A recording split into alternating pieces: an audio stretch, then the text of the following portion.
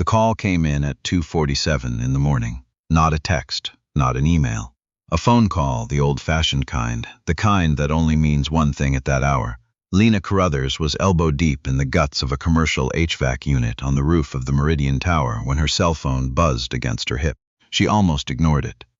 She'd been up since 4 the previous morning, and the condensate drain on Unit 7 had been giving her grief for 3 hours. And she was close. She could feel it. The kind of close where you know your hands are about to find the answer before your brain does. But she saw the name on the screen. Aunt Paulette. Aunt Paulette didn't call people. Aunt Paulette sent voice memos and the occasional photograph of her garden. A phone call from Aunt Paulette at 2:47 a.m. meant something had happened to her brother. It had. Theo, 22 years old, pre-med at McGill, the one person in the world Lena had organized her entire life around, had been in a car accident on the Trans-Canada just outside of Rivière-du-Loup. He was alive. He was in surgery. That was all Aunt Paulette knew. Lena drove 8 hours straight. She didn't change out of her work clothes. She arrived at the hospital, still smelling like refrigerant and machine oil, her hands still faintly gray from the insulation she'd been pulling apart, and she sat in a plastic chair in the hallway of the Centre Hospitalier Régional du Grand Portage and waited. The surgery took 6 hours. The waiting took longer. Theo came through.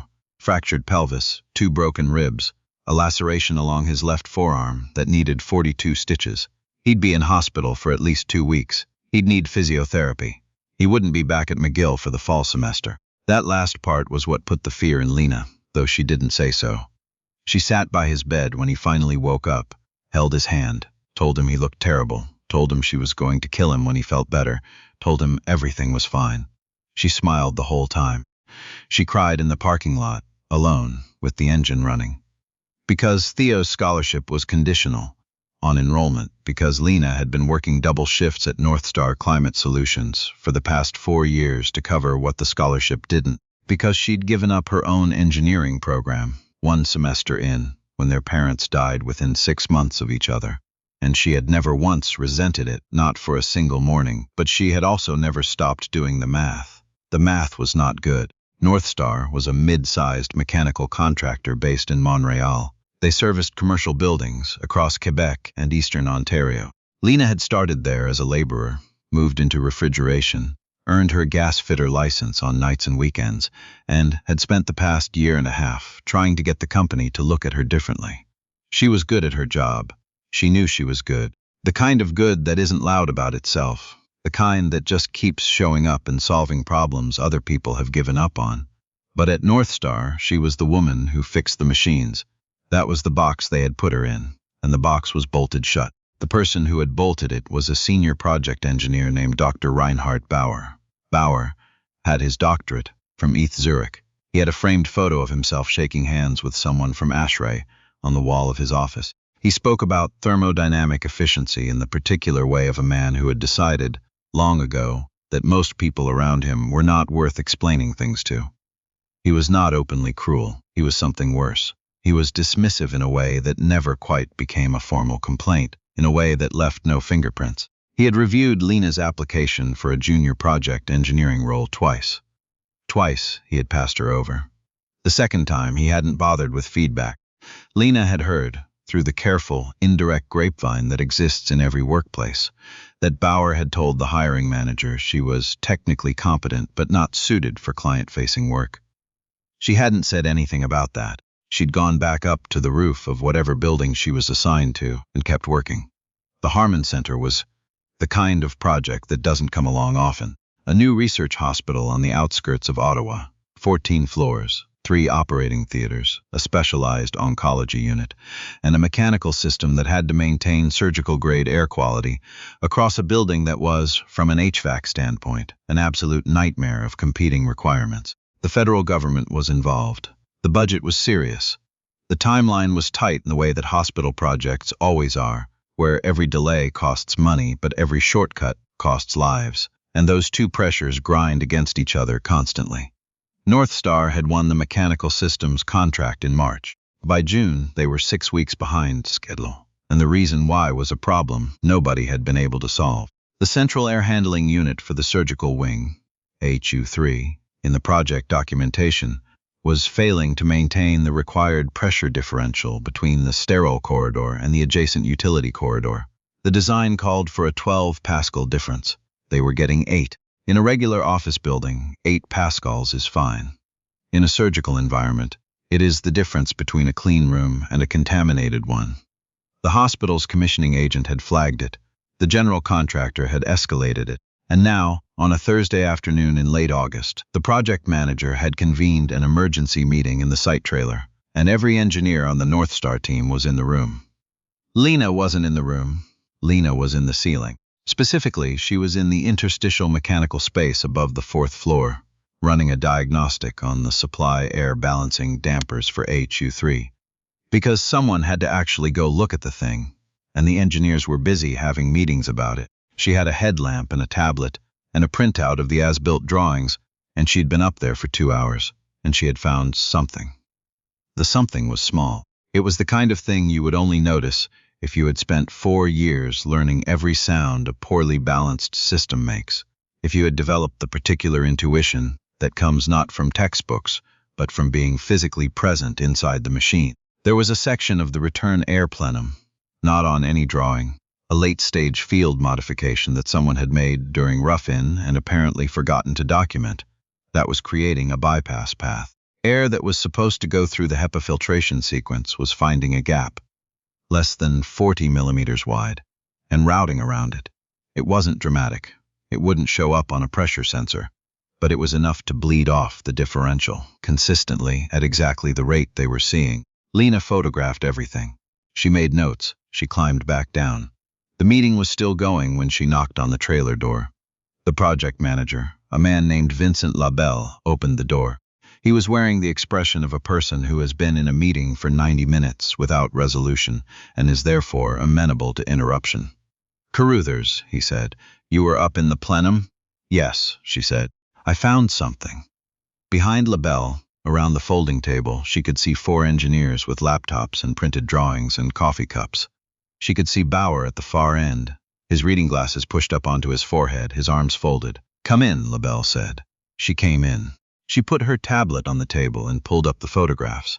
She explained what she had found, clearly and without rushing, pointing to the bypass path in the images and cross-referencing it, with the section of the as-built drawing where it should have appeared and didn't. When she finished, the room was quiet for a moment. Then Bauer said, "That's not the issue." Lena looked at him. "The pressure differential problem is a controls issue," he said. "We've been through the plenum. The plenum is fine." "When were you in the plenum?" she asked. A small pause. "The site team reviewed the as-bolts. This modification isn't on the as-bolts," she said. "That's what I'm telling you. It's a field change that wasn't documented. It's physically there. I have photographs of it." Bauer glanced at the tablet with the expression of a man who has already decided. A 40-millimeter gap in that location would have negligible impact on the overall pressure balance. "The math doesn't support it." Lena had done the math. She had done it in the ceiling on her phone's calculator, cross-referenced against the airflow specs in the commissioning report. She said quietly, "The gap runs the full width of the plenum section. It's not 40 millimeters in cross-section, it's 40 millimeters in height. The actual bypass area is closer to 0.4 square meters." Another pause. "That's," one of the other engineers started. "Significant," Lena said. "Yes." Bauer took off his glasses. He set them on the table. He looked at Lena the way he always looked at Lena, which was the way a person looks at something they have already categorized and don't intend to recategorize. "I appreciate you bringing this forward," he said. "We'll take a look. But I want to be clear that the controls sequence is the primary issue. And I don't think we should be chasing field anomalies when the fundamental design logic hasn't been fully verified." Labelle looked at Bauer. He looked at Lena. He looked at the photographs on the tablet. "Let's take a break," he said. The break lasted 20 minutes. During the break, Lena stood outside the trailer in the August heat and drank water from a bottle, and watched a concrete truck make its way across the site. She was not particularly angry. She had been here before. Not this exact moment, but this feeling, the particular texture of being told that what she had seen with her own eyes was less reliable than what someone else had calculated from a desk. She had learned over the years not to perform certainty. The certainty was there or it wasn't, and performing it didn't change anything, and it made people defensive in ways that made everything harder. She was certain the bypass was there. The math was right. The fix was straightforward: seal the gap, rebalance the system, recommission. 2 days of work, maybe 3. The alternative, pursuing the controls sequence theory, would take weeks, cost more, and wouldn't solve anything, because the problem was physical, not logical. One of the other engineers came outside. His name was Antoine Desrosiers. He was younger than Bauer, quieter, the kind of person who chose his words carefully, and therefore chose them less often than most. He stood beside her for a moment without saying anything. Then he said, "Your numbers work." She looked at him. 0.4 square meters of bypass at that pressure differential. Given the fan curve we're running, it accounts for almost exactly the shortfall. He had his phone in his hand. He'd done it himself, independently. "I ran it twice." She nodded. "He's not going to say that in there," Desrosiers said. "I know," she said. "What are you going to do?" She thought about Theo in the hospital bed, the 42 stitches, the physio bills, the semester he was going to miss. She thought about the box that had been bolted shut. "I'm going to fix it," she said. What happened next became, in the months that followed, the subject of a particular kind of quiet, careful discussion. The kind that happens in offices and site trailers, and the parking lots of Tim Hortons locations across the country, passed from person to person in the way that stories pass when they are true, and when people sense that they are true. The commissioning agent for the Harmon Center project was a firm out of Toronto called Veritech Building Sciences. The lead commissioner was a woman named Dr. Sandra Corey, who had been commissioning hospital projects for 20 years, and who had, as a result, developed the kind of professional impatience that comes from watching the same mistakes get made by different teams on different projects for 2 decades. Corey had been brought in for the pressure differential problem specifically. She was on site that Thursday. She was not in the meeting in the trailer. She was, in fact, walking the 4th-floor mechanical corridor when Lena Carruthers emerged from the access hatch in the ceiling, tablet in hand, gray with insulation dust, and said, "Dr. Corey, I need to show you something." Corey looked at her. "You're the gas fitter?" It was not dismissive. It was a question. "Refrigeration tech," Lena said. "But I was up there for something else and I found this." She held out the tablet. Corey looked at the photographs. She looked at them for a long time. "Walk me through the geometry," she said. Lena walked her through it. Corey was quiet. Then she took her own phone out and made a call. She spoke for about 45 seconds. When she hung up, she said to Lena, "Can you take me up there? Right now. Right now." They were in the ceiling for an hour. Corey brought her own measurement equipment. She verified the bypass path. She verified the dimensions. She verified the airflow with a portable anemometer she had pulled from her kit bag.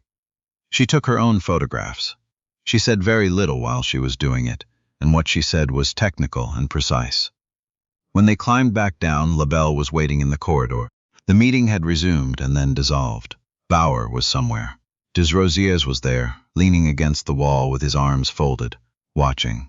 Corey said to LaBelle, "Your control sequence isn't the problem. You have an undocumented field modification, creating a bypass around the HEPA filtration path. It accounts for the full pressure differential shortfall. You need to seal it, rebalance, and recommission." She paused. "Your technician found it. I'd suggest you listen to her more carefully going forward." LaBelle looked at Lena. He didn't say anything right away. He was a project manager, which means he was doing the rapid, involuntary arithmetic of consequences. Time, money, liability, the conversation he was going to have with Bauer. All of it was visible on his face. Then he said, "Carruthers, can you lead the remediation?" It was not a small question, she said. Yes. It took 2 days and 14 hours. Lena coordinated the sheet metal crew, the Tab B contractor, the controls technician. She wrote the remediation sequence herself, had Desrosiers check it, revised it once based on his input, and submitted it to Corey for review. Corey approved it with 2 minor comments. They sealed the bypass, rebalanced the system, and recommissioned AHU-3 on a Saturday evening, with the August sun going orange through the construction site windows. The pressure differential came up to 14 pascals on the first test. The specification called for 12. Someone, Desrosiers, she thought, though he never admitted it, started clapping. A few of the crew joined in. Lena looked at the reading on the commissioning instrument and felt something she didn't have a word for at the time, something between relief and grief and a kind of hard, quiet satisfaction. The satisfaction of a problem solved, the satisfaction of being right, the satisfaction that does not need an audience, but is not diminished by having one. She did not cry. She had cried in enough parking lots. This was not that. Bauer was not there for the final commissioning. He had been, it emerged, quietly removed from the Harmon Center project the previous afternoon. The mechanism was administrative and private, and North Star's HR department handled it in the way those things are handled, with documentation and careful language, and no public announcement. What Lena knew, and what she knew only because LaBelle told her directly, was that Corey's firm had submitted a written communication to the general contractor, raising concerns about the engineering oversight on the project, and that the general contractor had raised those concerns with North Star's senior management, and that North Star's senior management had made a decision. She hadn't asked for that. She hadn't done anything to make it happen. She had fixed the machine. A week after the commissioning, LaBelle called her into his office. It was not a trailer this time. It was the actual North Star office on René Levesque, the kind of office with a glass wall and a view of the city. He offered her a project engineering role, lateral entry, with a development plan toward full project engineer. It was not everything she had wanted 4 years ago. It was something. She thought about Theo, who was doing physiotherapy now, who was going to defer his semester and come back in January, who had called her the previous Sunday and talked for an hour about a paper he'd read on immunotherapy response in pediatric oncology, which he had apparently been reading in his hospital bed when he was supposed to be resting. She thought about the phone call at 2:47 in the morning, the plastic chair, the parking lot. She said yes, there is a version of this story where it ends there, with the job offer and the yes, and that is a satisfying ending. It has the shape of a satisfying ending. The person who was passed over gets the role she deserved. The person who dismissed her faces consequences. The project gets fixed. Order is restored. But the version that actually matters, the one that Lena thought about later, when she was honest with herself, was what happened on the roof of the Meridian Tower at 2:44 in the morning, before the phone rang. She had been alone up there for 3 hours with a broken condensate drain, in the dark, with nobody watching and nobody keeping score, and she had not stopped. She had not given up or called it a night, or decided it was someone else's problem. She had stayed with it, with the machine, with the particular stubbornness that is not glamorous and does not get celebrated, but is, in the end, what everything else is built on. The drain had been fixed before she climbed down. She had fixed it. That is the version of the story she kept. They put her name on the Harmon Center commissioning report. It is there in the documentation, in the technical notes section, attributed correctly. Field identification of undocumented bypass. Lena Carruthers, refrigeration technician. The hospital opened 7 months later, on schedule. Surgical outcomes, in the year that followed, were among the best in the region. The air in the operating theaters was exactly what it needed to be. Clean, pressurized, reliable. The kind of thing nobody notices when it's working right. That's usually how it goes, with the people who actually hold things together. You don't see them until something breaks. And sometimes, if you are not paying attention, you don't see them even then. Don't be the room that didn't notice.